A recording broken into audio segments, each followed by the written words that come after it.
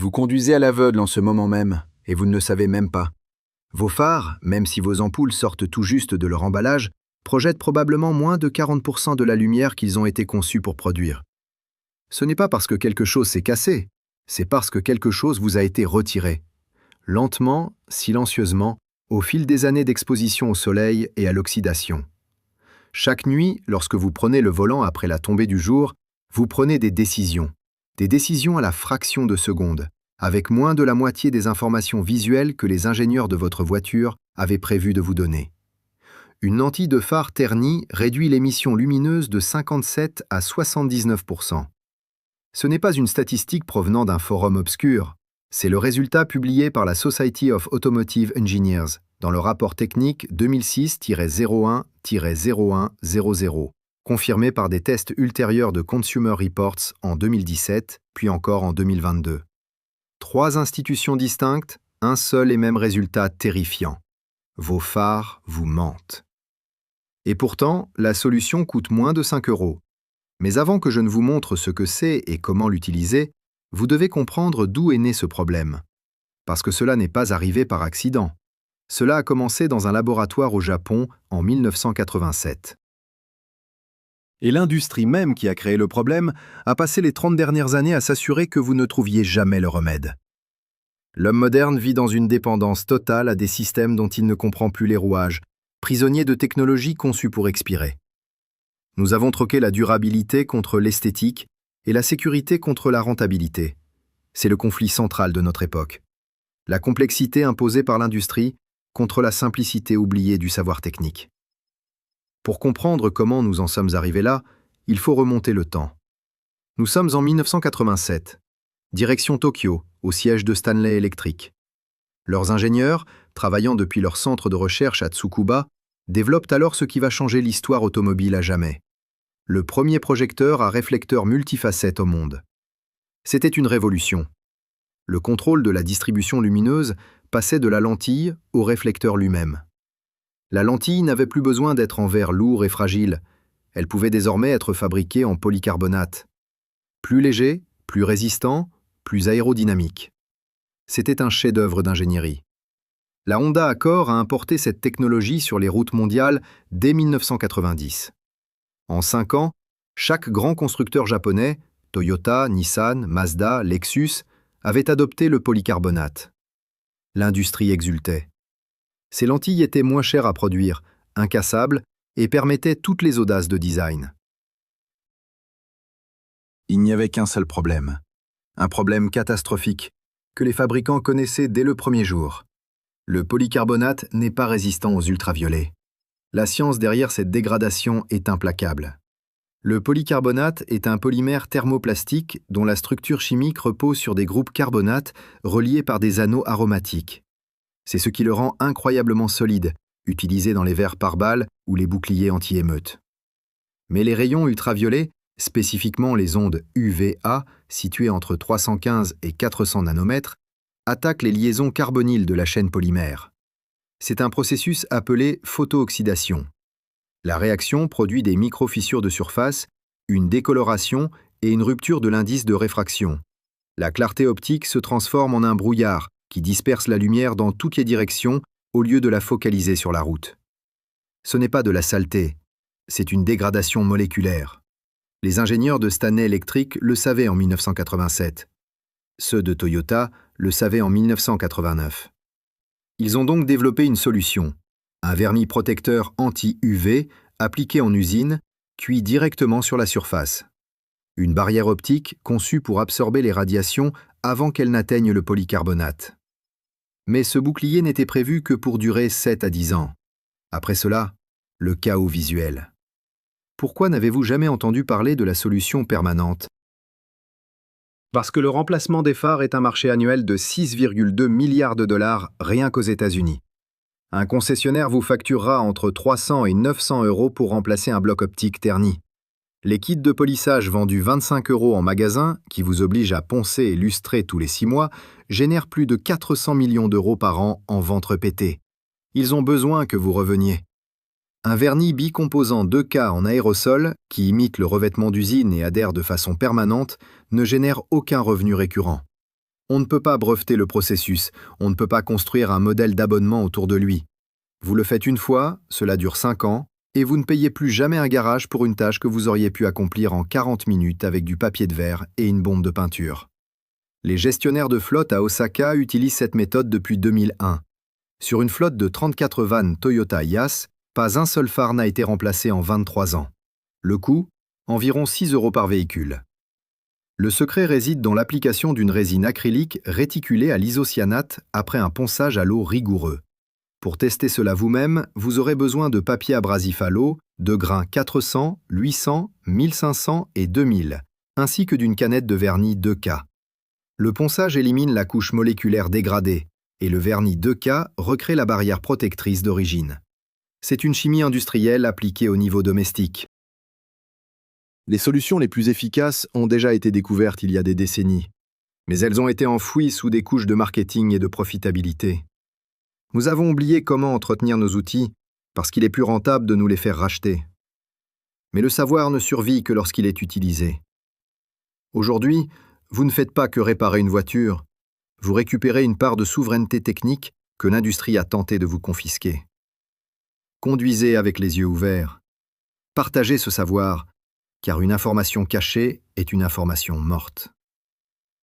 Imaginez un instant que vous essayez de piloter un avion de chasse à travers un pare-brise recouvert de boue séchée, ou que vous tentez de naviguer dans un sous-marin dont le périscope est obstrué par des algues. C'est exactement ce que vous faites chaque soir en rentrant du travail. Nous vivons à une époque où nous équipons nos véhicules de lidar haute définition, de caméras à vision nocturne et de capteurs de proximité capables de détecter un piéton à 100 mètres. Et pourtant, le composant le plus basique de votre sécurité, celui qui fournit la matière première de votre vision, est en train de se décomposer sous vos yeux. Nous avons accepté une dégradation de 60% de nos performances visuelles comme une fatalité esthétique, alors qu'il s'agit d'une défaillance structurelle orchestrée. Le contraste est violent. Vous dépensez des milliers d'euros dans des options de sécurité active, tandis qu'une simple réaction chimique à 5 €, ignorée par pur dessein commercial, rend ces mêmes systèmes obsolètes. Votre voiture est techniquement incapable d'éclairer la route selon les normes de sécurité pour lesquelles elle a été homologuée, et le silence de l'industrie à ce sujet est une forme de négligence calculée.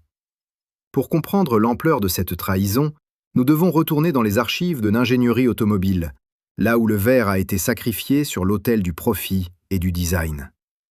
Avant les années 1980, les phares étaient des sealed beams, des blocs optiques en verre scellé, standardisés et immuables. Le verre ne jaunissait jamais, il ne s'oxydait pas, il restait parfaitement clair pendant 50 ans. Mais en 1983, la réglementation américaine FMVSS 108 a été modifiée pour permettre des formes de phares non circulaires et non rectangulaires. Cela a ouvert la porte aux designers, mais a condamné la durabilité. Le verre était trop lourd et trop difficile à mouler dans les courbes complexes exigées par le nouvel aérodynamisme. Le monde s'est alors tourné vers le Lexan et le Macrolon, des noms commerciaux pour le polycarbonate. En 1987, lorsque Stanley Electric a perfectionné le réflecteur multifacette à Tsukuba, ils ont scellé le destin de l'automobiliste moderne. Ils ont créé une pièce d'orfèvrerie optique, protégée par une enveloppe de plastique condamnée à mourir. Les archives techniques montrent que dès les premières phases de test, la sensibilité du polycarbonate aux photons de haute énergie était documentée. Ils savaient que sans une protection permanente, le plastique se transformerait en craie. Ils ont alors inventé la couche sacrificielle, un vernis technique qui ne devait jamais accessible au grand public sous sa forme pure. Entrons dans la démystification scientifique de ce qui se passe réellement sur votre carrosserie. Le polycarbonate est une structure de chaînes carbonées. Lorsque les rayons UVA et UVB frappent ces chaînes, ils ne se contentent pas de chauffer la surface, ils brisent les liaisons moléculaires. C'est la scission de chaînes.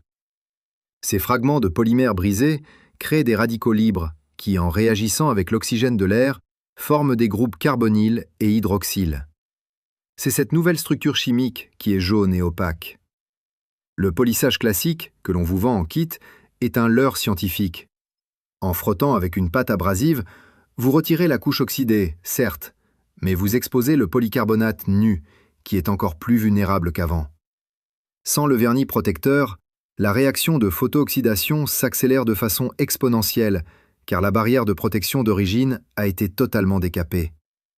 La solution n'est pas mécanique, elle est chimique. Elle réside dans la réticulation. Un vernis 2K ou bicomposant n'est pas une simple peinture. C'est une réaction entre une résine polyol et un durcisseur isocyanate. Une fois mélangés, ils créent un réseau tridimensionnel de molécules, une véritable armure transparente qui filtre les longueurs d'onde de 300 à 400 nanomètres. C'est cette maille moléculaire qui manque à vos phares et que l'industrie du detailing refuse de vous vendre comme une solution unique, car elle mettrait fin au cycle de consommation. Le facteur économique est le verrou qui maintient cette connaissance dans l'ombre. Pensez à l'infrastructure colossale qui repose sur la défaillance de vos optiques. Les fabricants de kits de restauration grand public savent que leur produit va échouer après 2 mois. C'est le principe du revenu récurrent. Si vous réparez vos phares définitivement pour 5 €, vous disparaissez de leur base de données clients. Plus de kits à racheter, plus de visites chez le concessionnaire pour un remplacement à 800 €, plus de main-d'œuvre facturée à prix d'or pour un simple ponçage temporaire. L'industrialisation a créé une dépendance au service. Nous avons été conditionnés à croire que les polymères modernes sont trop complexes pour être entretenus par l'individu. Pourtant, les gestionnaires de flotte au Japon, qui doivent rentabiliser chaque yen, ne s'y trompent pas. Ils n'utilisent pas de rénovateur magique à base d'huile de silicone qui s'évapore à la première pluie. Ils appliquent la chimie de 1987. Ils appliquent la durabilité. Ils refusent l'infrastructure de la réparation inutile. Si vous voulez briser ce cycle, vous devez adopter le protocole rigoureux de la restauration industrielle. Cela commence par un ponçage à l'eau progressif. Lorsque vous utilisez le grain 400, vous voyez une boue laiteuse couler sur votre pare-choc. C'est le cadavre moléculaire de votre ancien phare. Ne vous arrêtez pas. Vous devez éliminer chaque micron de plastique mort jusqu'à atteindre la structure saine. Montez au 800, puis au 1500 et enfin au 2000. À chaque étape, la surface devient plus lisse, préparant le terrain pour l'adhésion chimique. Le moment critique est l'utilisation de l'alcool isopropylique à 90%. Chaque trace de doigt, chaque molécule de graisse est un point de rupture potentiel pour le vernis. Ensuite, l'activation de la bombe 2K. Ce bouton rouge à la base de la canette n'est pas un gadget. Il libère le durcisseur dans la résine. C'est à cet instant précis que vous devenez votre propre ingénieur chimiste. Vous avez 8 heures pour appliquer cette barrière. 2 voiles légers, espacés de 10 minutes, pas plus. La tension superficielle du vernis va tendre la couche pour créer une finition miroir, identique à celle qui est sortie des usines de Tsukuba il y a 30 ans. Cette technique n'est pas un bricolage, c'est une restauration de la parité d'information visuelle. En rendant à votre voiture sa capacité à projeter des photons sans diffraction, vous reprenez le contrôle sur l'obscurité. Les solutions les plus puissantes n'ont pas besoin de micropuces ou d'abonnements mensuels. Elles ont été découvertes par des ingénieurs japonais à la fin des années 80 et sont restées cachées dans les manuels de maintenance industrielle, loin des yeux du consommateur moyen. Mais aujourd'hui, le secret est entre vos mains. Le savoir n'a de valeur que s'il circule et s'il est appliqué. Ne laissez pas votre sécurité dépendre d'un système financier qui profite de votre aveuglement nocturne. Allez dans votre garage, prenez ce papier de verre et rendez à la nuit sa clarté originelle.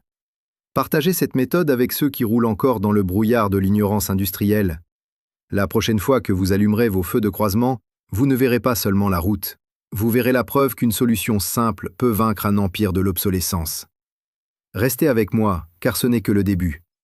Ce que nous allons découvrir sur les systèmes de freinage et les lubrifiants oubliés va redéfinir votre perception de ce qu'est réellement une machine durable. Le savoir est la seule pièce de rechange qui ne s'use jamais. Saviez-vous qu'une ampoule halogène standard H11 est conçue pour produire environ 1350 lumens, mais qu'à travers une lentille oxydée, votre route n'en reçoit que 500? C'est la différence entre voir un obstacle à 100 mètres et ne le découvrir qu'à 30 mètres, alors qu'il est déjà trop tard pour freiner. Nous comparons souvent les voitures modernes à des ordinateurs sur roues, mais en réalité, elles ressemblent davantage à des cathédrales de verre et de plastique dont les vitraux ont été délibérément obscurcis. Le contraste est saisissant. Une vieille Mercedes de 1982, avec ses optiques en verre d'origine, diffuse aujourd'hui une lumière plus pure et plus directionnelle qu'un SUV de luxe de 2018 dont les phares ont subi le soleil. Nous avons accepté de payer 50 000 € pour des véhicules qui perdent leur fonction primaire, la vision, en moins d'une décennie. C'est le conflit fondamental de notre modernité.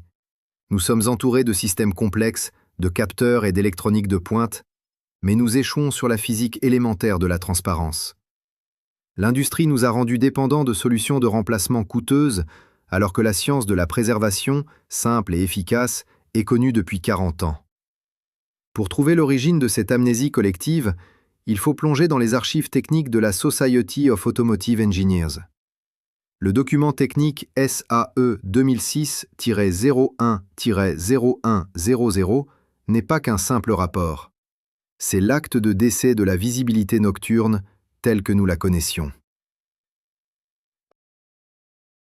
En 1987, au centre de recherche de Tsukuba au Japon, les ingénieurs de Stanley Electric ne cherchaient pas à créer un produit jetable.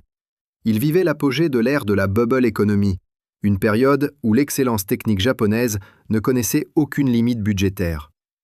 Le passage au polycarbonate était une prouesse, permettre au phare de devenir une pièce intégrante de la carrosserie, de réduire le coefficient de traînée et d'améliorer la consommation de carburant. Les documents de l'époque révèlent que le revêtement protecteur initial, ce hard coat au siloxane, était une merveille de chimie fine. Mais lorsque cette technologie a été exportée et massifiée pour le marché mondial, les impératifs de réduction des coûts ont pris le dessus.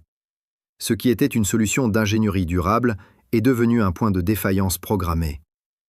Le savoir-faire est resté au Japon, dans les protocoles de maintenance des flottes professionnelles, tandis que le reste du monde a hérité du problème sans le manuel de réparation. La démystification scientifique de ce phénomène est fascinante de précision. Ce que vous voyez comme un jaunissement est en réalité une réaction de scission de chaînes de type Norrish. Sous l'assaut des photons UV, les liaisons carbone-carbone du polycarbonate se rompent, créant des radicaux libres qui cherchent désespérément à se stabiliser en s'oxydant. Ce processus modifie l'indice de réfraction du matériau. La lumière ne traverse plus la lentille de manière rectiligne. Elle se cogne contre les micro-fissures et les molécules dégradées, créant un phénomène de diffraction aléatoire. C'est pour cela que vos phares vous éblouissent sans éclairer la route.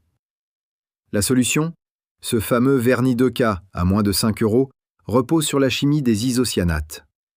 Contrairement au vernis classique en bombe, 1K, qui ne font que sécher par évaporation de solvant, le vernis 2K déclenche une polymérisation tridimensionnelle. Lorsqu'on active la cartouche, on mélange un durcisseur qui va littéralement tricoter les molécules de résine entre elles.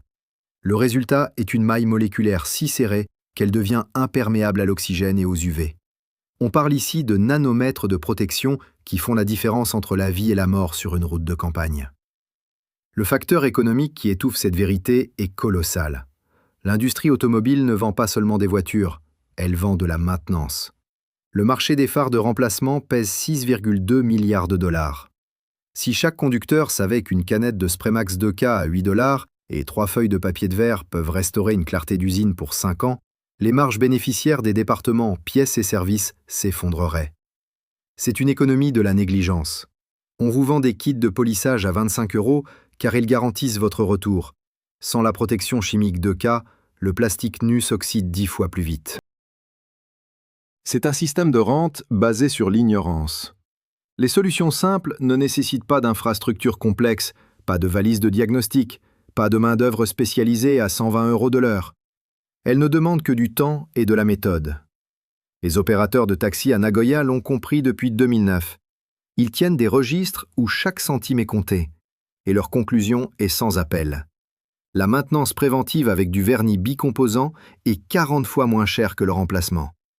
Si vous décidez de passer à l'action, le guide pratique est votre seule feuille de route fiable. Le secret n'est pas dans la force du ponçage, mais dans sa régularité. Utilisez le grain 400 pour démolir la couche morte, celle qui est jaune et opaque. C'est l'étape la plus effrayante, car le phare devient totalement blanc. Mais ne craignez rien, vous êtes en train d'exposer la structure saine. Passez au 800 pour lisser les crêtes, puis au 1500 pour affiner la texture. Le grain 2000 prépare la tension de surface. L'étape la plus cruciale, celle que tous les tutoriels bâclés oublient, est la décontamination finale à l'alcool isopropylique. Une seule trace de sébum de vos doigts empêchera la réaction chimique de se lier au polycarbonate. Enfin, l'application du vernis 2K doit se faire dans un environnement sans poussière. 2 passages fluides. Le premier voile fixe l'adhérence, le second crée le miroir optique. C'est un geste d'artisanat industriel que n'importe qui peut maîtriser dans son garage. En conclusion de cette étape de notre enquête, rappelez-vous que les solutions les plus efficaces ont souvent été découvertes bien avant que le marketing ne s'empare de nos besoins. Les ingénieurs de 1987 avaient déjà résolu le problème de l'oxydation. Ils ont créé une technologie supérieure qui a été détournée pour alimenter un cycle de consommation infini. Mais aujourd'hui, le voile se lève. Restaurer la clarté de vos phares pour quelques euros, ce n'est pas seulement une astuce d'économie, c'est un acte de résistance contre l'obsolescence programmée. C'est une question de sécurité publique. 23% des accidents mortels impliquant des piétons la nuit sont liés à une mauvaise performance de l'éclairage. Le savoir n'a de valeur que lorsqu'il est transmis et appliqué. Vous avez maintenant les chiffres, la science et la méthode. Ne laissez pas votre vision nocturne entre les mains d'une industrie qui profite de votre aveuglement. Partagez cette connaissance. Utilisez-la. Parce que la clarté n'est pas un luxe, c'est un droit fondamental du conducteur.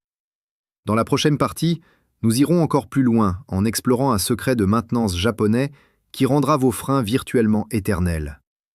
Mais pour l'instant, occupez-vous de votre vision. La route vous attend, et cette fois, vous la verrez enfin telle qu'elle est.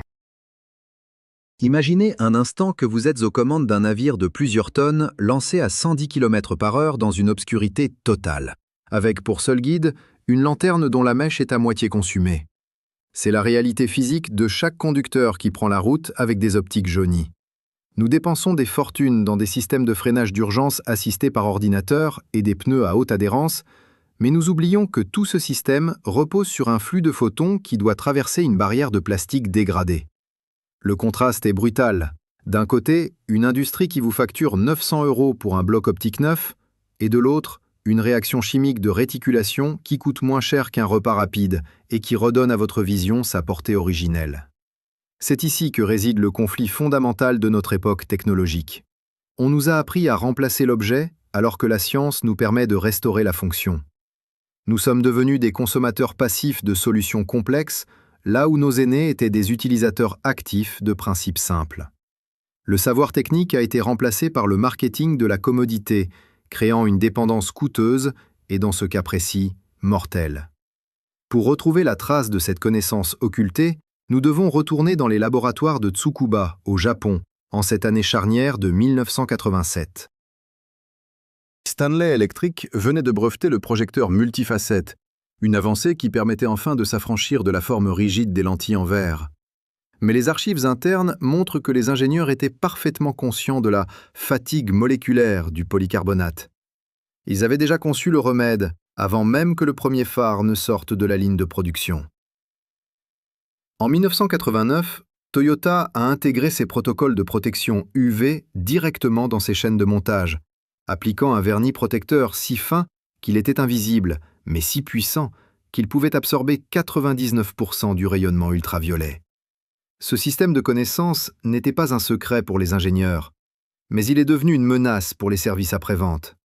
Lorsque la technologie a traversé l'océan pour équiper les parcs automobiles mondiaux, la recette de la protection permanente est restée confinée au manuel de maintenance industrielle japonais, laissant le grand public face à un plastique qui meurt sous le soleil, sans comprendre pourquoi.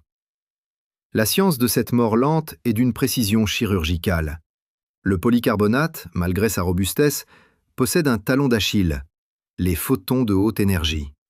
Les rayons UVA, dont la longueur d'onde se situe entre 315 et 400 nanomètres, possèdent exactement l'énergie nécessaire pour briser les liaisons carbonyles qui maintiennent la structure du polymère. C'est ce qu'on appelle la photooxydation.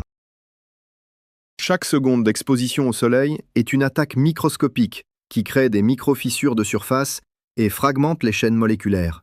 Ce n'est pas une simple décoloration, c'est une altération de l'indice de réfraction.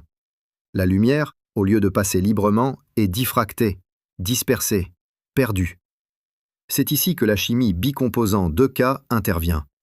Contrairement au vernis à un seul composant qui sèche simplement par évaporation, Le système 2K utilise un durcisseur isocyanate. Lorsque vous mélangez les deux parties, une réaction de polymérisation se déclenche, créant une structure tridimensionnelle de résine acrylique croisée.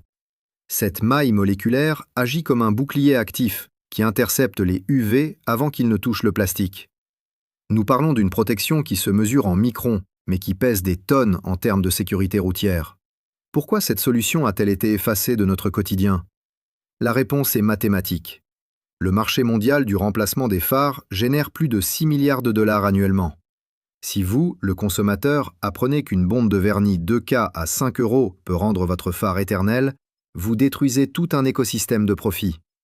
Les kits de polissage que vous achetez en magasin pour 25 € sont conçus pour échouer. Ils retirent la couche oxydée, mais laissent le plastique nu, accélérant ainsi sa destruction future. C'est un modèle de revenu récurrent déguisé en solution. L'industrialisation moderne a horreur des solutions définitives, car elle ne nécessite pas d'infrastructure de service. Les solutions simples, comme celle-ci, ne demandent aucun équipement lourd, aucune puce électronique, aucun abonnement. Elles ne demandent que la compréhension d'un processus chimique vieux de 30 ans, appliqué autrefois dans les ports de Nagoya et d'Osaka pour protéger les véhicules d'exportation contre les agressions salines et solaires. Le guide pratique pour briser ce cycle de consommation est à la portée de n'importe quel propriétaire de véhicule. Tout repose sur le protocole de préparation, car la chimie ne pardonne pas l'approximation. Le ponçage à l'eau, commençant par un grain 400 pour décapiter la couche de polycarbonate morte, suivi d'une montée progressive jusqu'au grain 2000, n'est que la mise en scène. Le véritable acte de bravoure technique réside dans la décontamination à l'alcool isopropylique. À ce stade, le phare est d'un blanc givré, presque effrayant. C'est le moment de vérité. L'activation de la canette 2K par le bouton rouge à sa base libère le catalyseur. Il faut secouer vigoureusement pendant 2 minutes pour que la magie opère. L'application doit être fluide, sans hésitation. Le premier voile crée l'accroche moléculaire, le second apporte la clarté cristalline. Ce n'est pas un vernis de carrosserie ordinaire, c'est une barrière UV active. En 40 minutes, vous venez de réaliser une opération que les concessionnaires facturent le prix d'un loyer mensuel, avec un résultat qui durera jusqu'à la fin de vie utile de votre moteur. Nous touchons ici au cœur de la transmission du savoir. Les solutions les plus puissantes à nos problèmes quotidiens ont déjà été découvertes par des ingénieurs passionnés il y a des décennies. Mais elles ont été volontairement complexifiées ou cachées pour alimenter la machine économique. En restaurant vos phares vous-même, vous ne faites pas que récupérer 40% de vision nocturne. Vous reprenez le contrôle sur une industrie qui profite de votre ignorance. Le savoir ne survit que lorsqu'il est partagé et mis en pratique. C'est un secret révélé qui change votre perception de la route.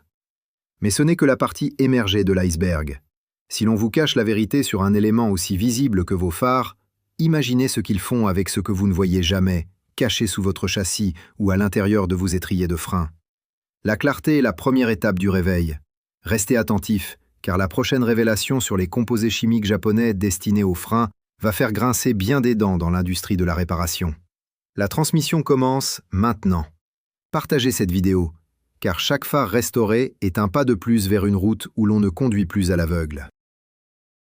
C'est une ironie technologique brutale. Vous pouvez acheter une voiture équipée de phares au laser haute performance, coûtant plus de 3 000 € l'unité. Mais si la fine membrane de plastique qui les protège succombe à l'oxydation, votre bijou d'ingénierie n'éclairera pas mieux qu'une bougie dans une lanterne de papier. Le monde moderne nous vend de la complexité pour masquer une fragilité structurelle.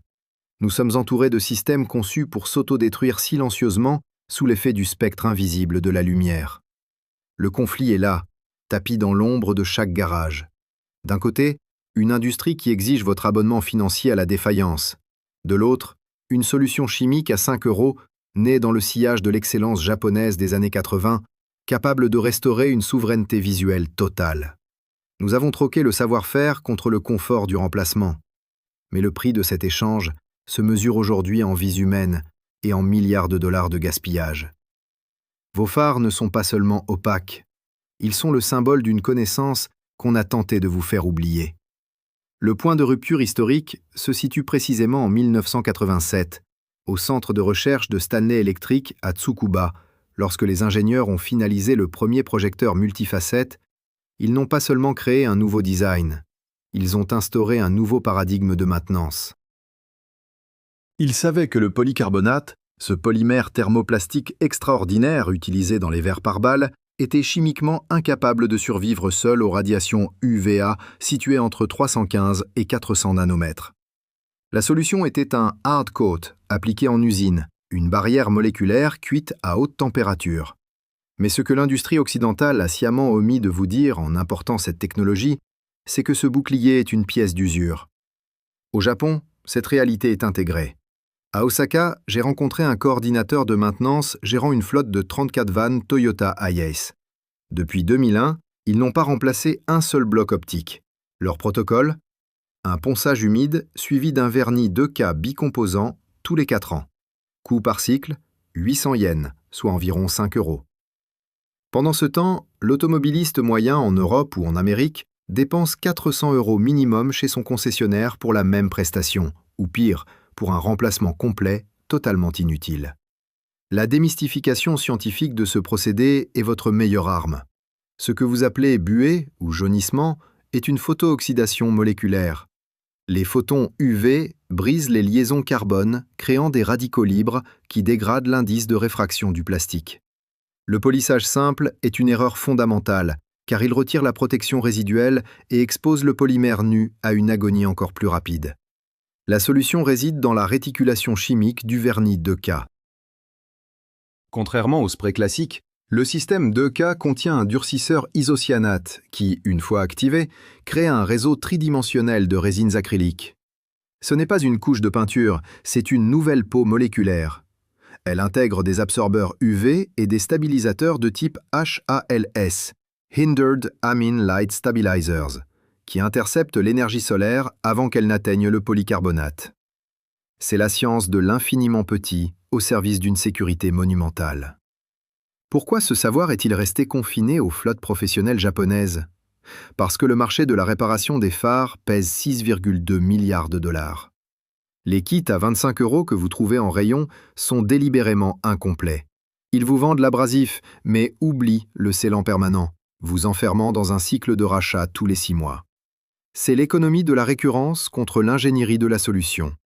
Une canette de Spraymax 2K à 8 € permet de traiter 2 véhicules et de garantir une clarté d'usine pour 5 ans.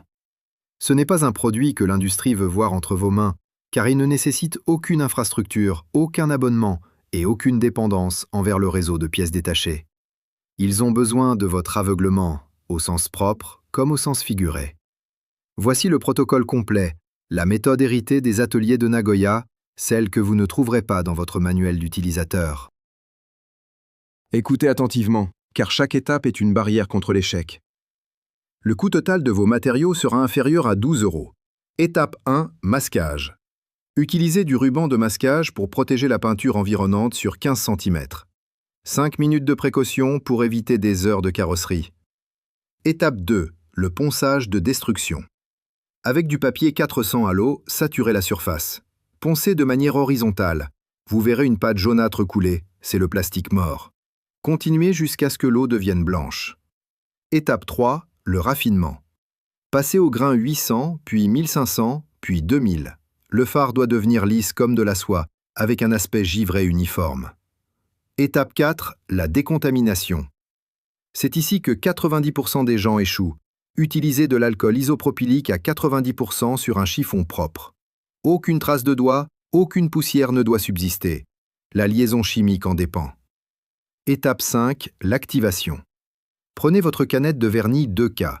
Retirez le bouton rouge du capuchon, fixez-le sur la tige au bas de la bombe et pressez fermement pour percer la cartouche interne. Secouez pendant 2 minutes complètes. La réaction de polymérisation commence maintenant. Vous avez 8 heures devant vous. Étape 6, l'application. 2 couches seulement. La première doit être un voile léger, une simple accroche. Attendez 10 minutes. La seconde couche doit être plus généreuse, fluide, pour créer cet effet miroir. Laissez durcir 24 heures. Le résultat est une optique qui dépasse les normes de clarté de nombreux véhicules neufs. Mais au-delà de l'esthétique, il y a la réalité des chiffres.